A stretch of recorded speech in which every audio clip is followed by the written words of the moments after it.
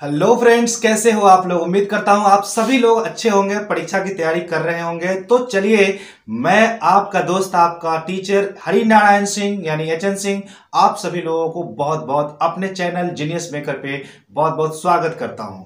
दोस्तों, आज HC Hardwicke, अच्छा बहुत सारे लोगों को पता नहीं है कि एचसी हार्डविक जो बुक्स है वे क्यों पढ़ना चाहिए। दोस्तों, अगर आप जनरल कमिश्नर की तैयारी कर रहे हो और ऑफलाइन क्लास के लिए भी अच्छे शिक्षक के पास जाते होंगे अंग्रेजी पढ़ने के लिए, तो वहां पे जरूर ही आपके टीचर एचसी हार्डविक रेकमेंड करते होंगे, क्योंकि एचसी हार्डविक के जो वॉल्यूम्स है 0 वॉल्यूम से लेकर के 6 वॉल्यूम तक, ये सारे वॉल्यूम्स आपको आपको उस योग्य बनाता है कि आप वर्ड से संबंधित जो क्वेश्चंस होते हैं, antonyms, synonyms, idioms, phrases, one word substitution वगैरह, तो वर्ड से संबंधित जो क्वेश्चंस होते हैं, भले वो क्लोज टेस्ट के अंदर भी जो वर्ड्स पूछते हैं, तो उन सारे वर्ड्स के जो पार्ट्स है उसमें आपको दक्ष बनाता है, आपको स्किलफुल बनाता है। तो इसीलिए सभी कॉम्पिटिटिव स्टूडेंट्स एचसी हार्डविक जरूर पढ़ते होंगे, और नहीं पढ़ते होंगे तो आज से पढ़ना शुरू कीजिए।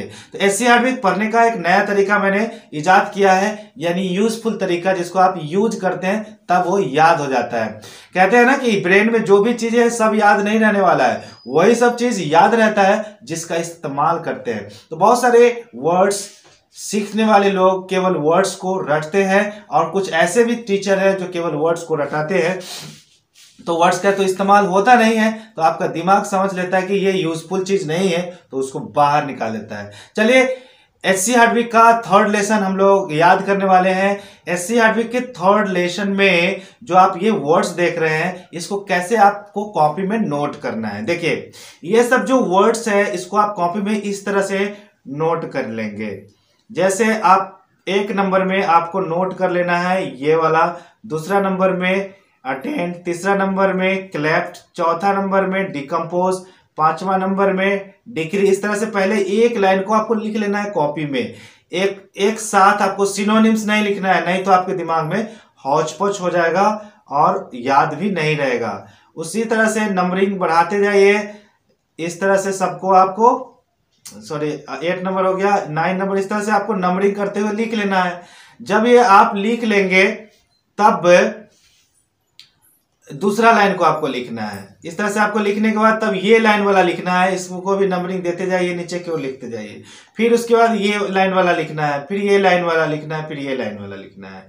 ठीक है, तो इस तरह से आप टोटल एचसी हार्डविक को आप लिख सकते हैं बहुत ही आसानी से। तो लिखने के बाद आपको कुछ नहीं करना, क्योंकि उसके अधिकांश वर्ड्स तो आपको पता नहीं होगा। तो आपको क्या करना है, इस वीडियो को लगातार देखना है। देखने के बाद आपको अच्छी तरह से जब वर्ड्स याद हो जाएंगे, तब अपना टेस्ट खुद लेना है कि इसमें से कौन कौन से वर्ड्स हमें याद है, उसको टिक आउट करना है। उसके बाद फिर वीडियो को आगे देखना है, नेक्स्ट पार्ट देखना है।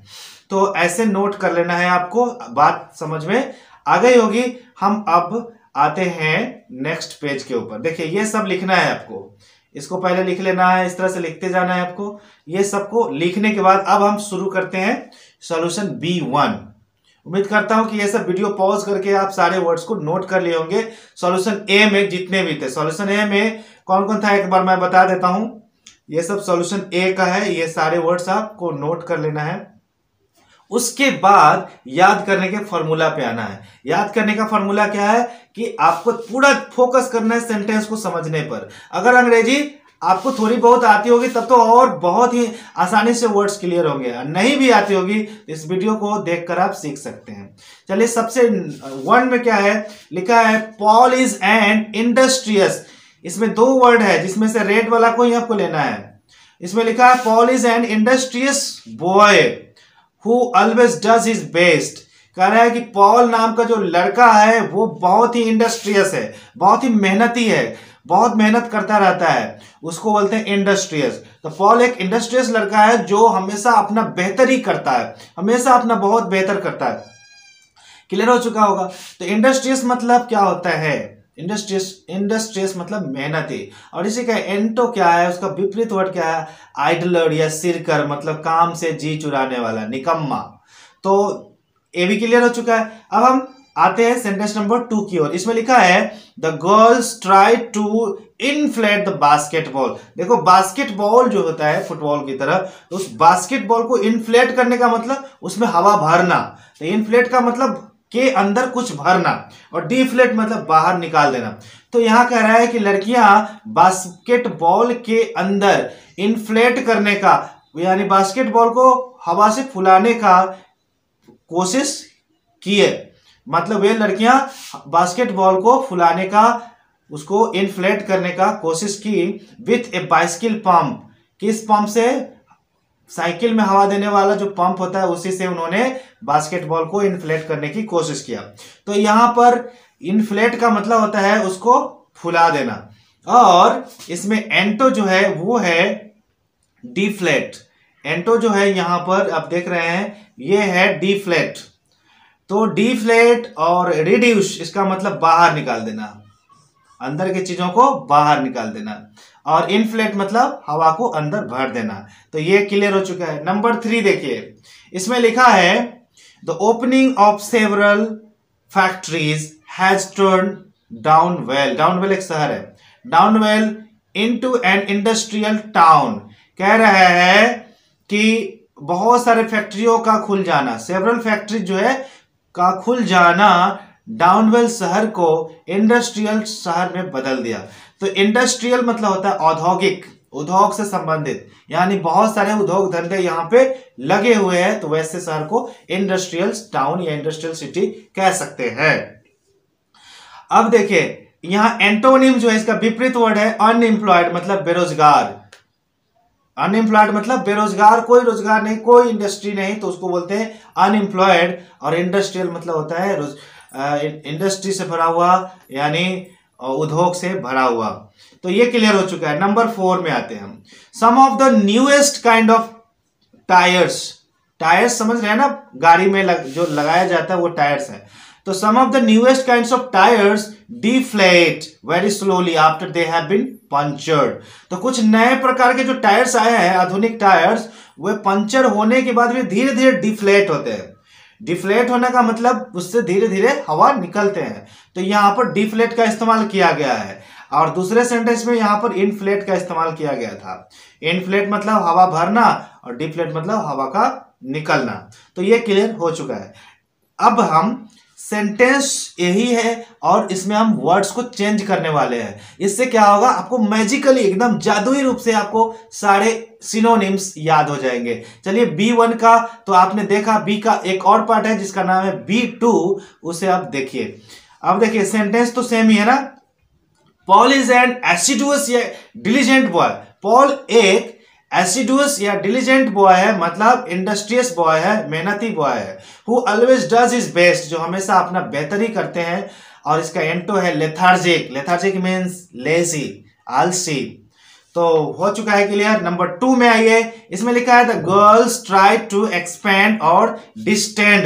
एक्सपैंड और distend the basketball with bicycle pump. लड़कियों ने बाइसिकल पंप से बास्केटबॉल को एक्सपैंड करने या डिस्टेंड करने का प्रयास किया। तो यहां पर एक्सपैंड या डिस्टेंड का मतलब उसको बड़ा करना, उसको बृहद करना, फुलाना। ठीक है, तो इस तरह से आपने ये सीखा। नेक्स्ट है इसका एंटो भी देख लेते हैं। इसमें डिमिनिश और रिड्यूस का मतलब होता है हवा निकालना या कम करना। कम करना या बाहर करना का मतलब होता है रिड्यूस। अब आते हैं 3rd नंबर में। इसमें लिखा है the opening of several factories has turn Downwell into an undertaking या एंटरप्राइजिंग टाउन। कह रहा है कि बहुत सारे फैक्ट्रियों का खुल जाना डाउनवेल शहर को अंडरटेकिंग या एंटरप्राइजिंग शहर में बदल दिया। ओके, इससे पहले आपने सीखा था क्या, इंडस्ट्रियल टाउन। यहां पे आप सीख रहे हैं अंडरटेकिंग या एंटरप्राइजिंग। 2 वर्ड्स यहां सीखने को मिला, दोनों का मतलब हुआ औद्योगिक शहर में बदल दिया। चलिए नेक्स्ट क्या है, एंटो है वर्कलेस। वर्कलेस मतलब बिना काम का, कोई काम नहीं है, मतलब कोई इंडस्ट्री नहीं है, कोई रोजगार नहीं है, तो वो क्या है, वर्कलेस।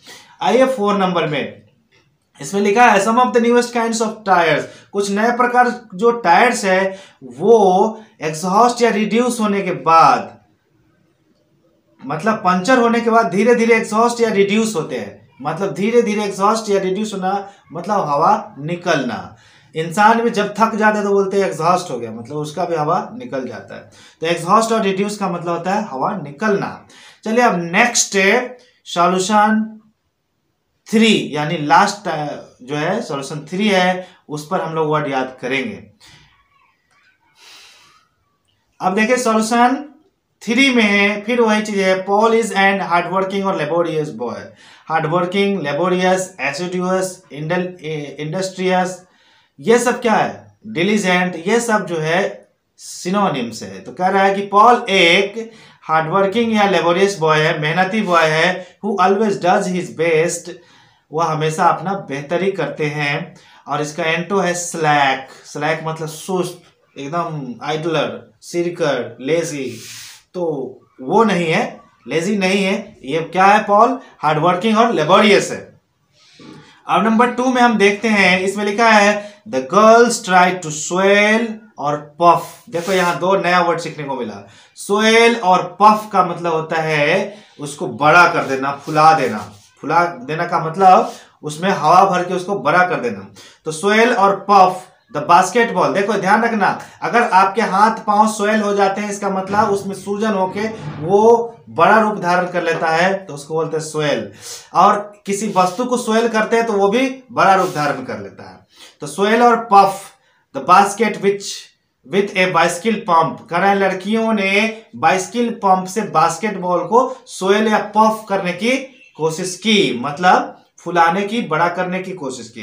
अब यहां पर इसका एंटो जो है वो क्या है, एब्रिज। एब्रिज मतलब छोटा करना, एब्रिज मतलब छोटा करना, और एब्रिजमेंट मतलब छोटा करने का कार्य।